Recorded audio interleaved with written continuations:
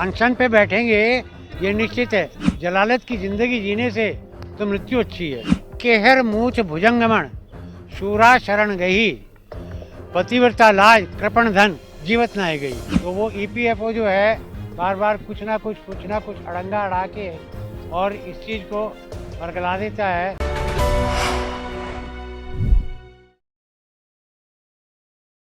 हम ईपीएस 95 से हैं और हमारी जो मुख्य मांग ये है कि हमें 7,500 रुपये प्रति माह पेंशन और डीए प्लस हस्बैंड वाइफ का मेडिकल चाहिए।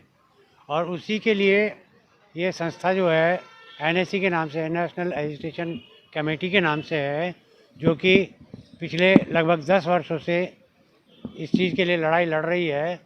और हम लोगों का जो है, आप मान लीजिए 40 साल में लगभग 20 लाख रुपया ईपीएफओ को जा चुका है।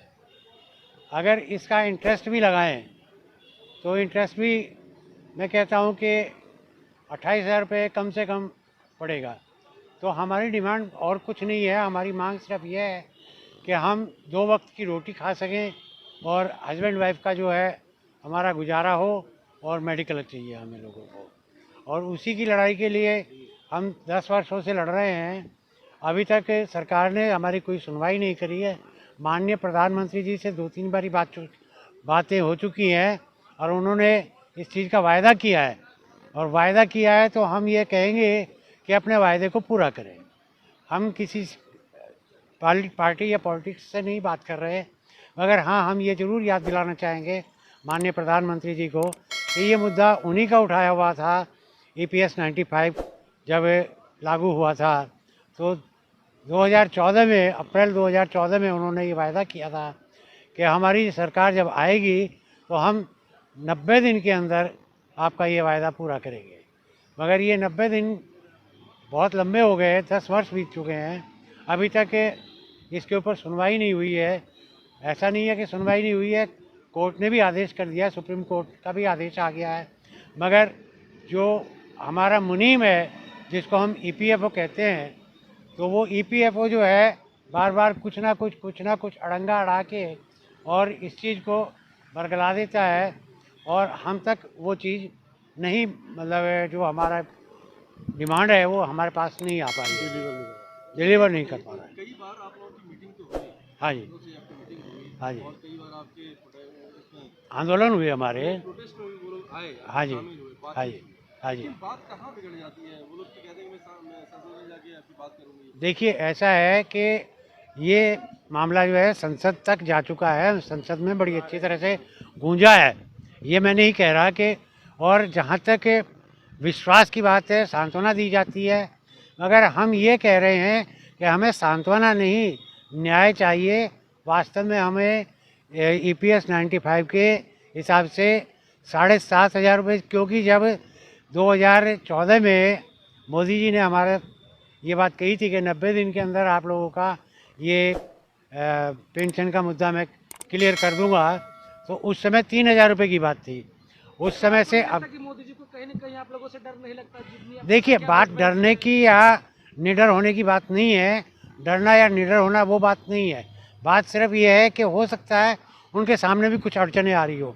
देश है, देश को चलाना एक मामूली बात नहीं है, बहुत बड़ी बात है। हाँ, ये चीज़ मैं कह सकता हूँ कि वो मुद्दा सामने ना आया हो उनके। अब कुछ दिन पहले से संसद में ये मामला गूंजा है, तो निश्चित रूप से मेरे को विश्वास है प्रधानमंत्री मोदी जी के ऊपर कि वो इस मामले में ज़रूर देख रहे होंगे। और मैं उनसे ये प्रार्थना करता हूँ, उस तक ये मैसेज पहुँचाना चाहता हूँ कि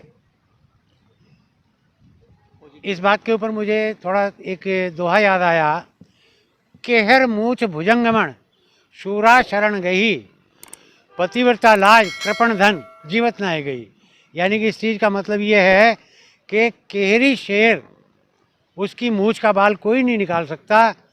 दूसरे भुजंग, भुजंग वो होता है, वो सांप होता है जो हजारों साल जीवित रहने के बाद में उसको मणि प्राप्त होती है, और उसी के मणि की रोशनी में वो अपना चारा खाता है। साथ के साथ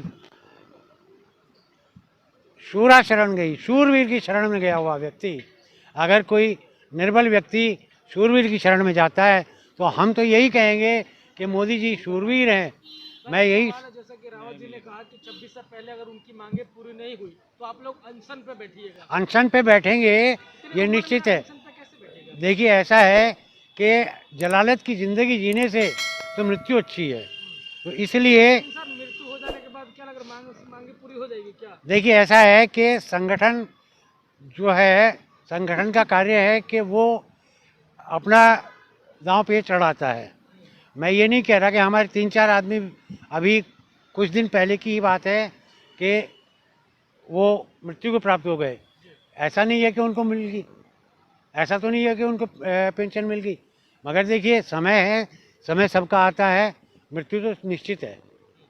मगर जलालत की ज़िंदगी जीने से तो अगर हम भूख हड़ताल पे बैठेंगे, उसमें जाएंगे तो कम से कम नाम तो रोशन होगा। जिस तरीके से रावत जी आप बुजुर्गों के लिए सरकार से लड़ रहे हैं, क्या कहना चाहेंगे सब रावत जी के लिए? देखिए रावत जी मुख्य हैं हमारे, और जैसा उनका आदेश होगा हम उस आदेश को पालन करेंगे, और उन्हीं के अनुसार हम चल रहे हैं।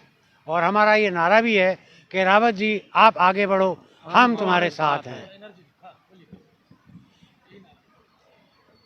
रावत जी आगे बढ़ो, हम तुम्हारे साथ हैं।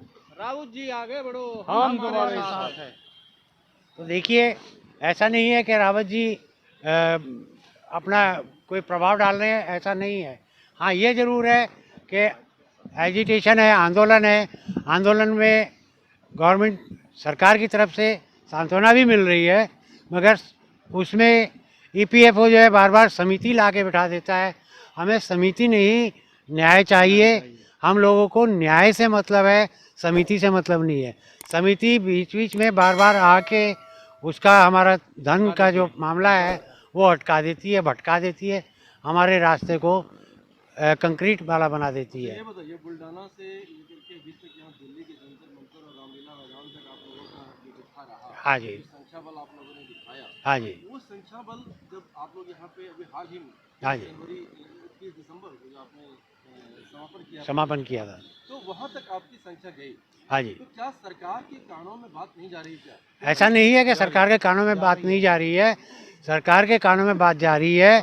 और जब सांसद लोग भी यहाँ आ रहे हैं और हमारे आंदोलन में, और श्री भूपेंद्र सिंह यादव जी भी हमारे जो हमारे श्रम मंत्री हैं, वो हमारे आंदोलन में आके हम लोगों को सांत्वना दी है, और उन्होंने ये कहा कि इस समय आप स्थगित कर दें। मैं ज़रूर इसके ऊपर जो है जल्दी से जल्दी निर्णय लूँगा।